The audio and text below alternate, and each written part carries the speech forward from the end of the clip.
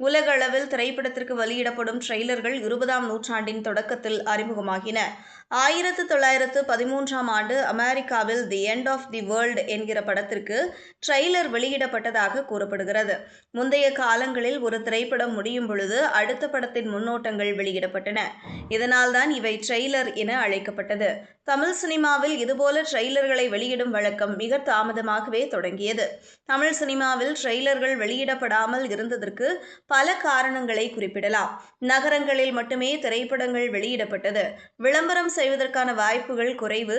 செய்தித்தாள்கள், சுவரொட்டிகள் மட்டுமே விளம்பரம் செய்வதற்கு முக்கிய ஊடகங்களாக விளங்கியது ஆகியவை ட்ரெய்லர் வெளியீட்டிற்கு இருந்த சவால்களாகும். தொழில்நுட்ப வளர்ச்சி இல்லாததும், நிதி பற்றாக்குறையும் ட்ரெய்லர் வெளியிடுவதில் இருந்த சவால்களும் ட்ரெய்லர்களை வெளியிடுவதற்கான முக்கிய தடைகளாக இருந்தன. ஒரு ட்ரெய்லரை உருவாக்க தேவையான ஸ்டுடியோ வசதிகள், உபகரணங்கள், வெளியிடுவதற்கான வழிமுறைகள் போன்றவை அக்காலத்தில் அரிதாக இருந்தன. இருப்பினும் ஒரு சில படங்கள் அதன் முக்கியத்துவத்தை கருதி சிறிய அளவிலான ட்ரெய்லர்களை வெளியிட்டிருக்கலாம். அவை இன்று நாம் காணும் முழுமையான ட்ரெய்லர்களைப் போல் இல்லாமல் சில காட்சிகள், படப்பிடிப்பின் போது எடுக்கப்பட்ட வீடியோக்கள் ஆகியவையாக இருந்திருக்கக்கூடும்.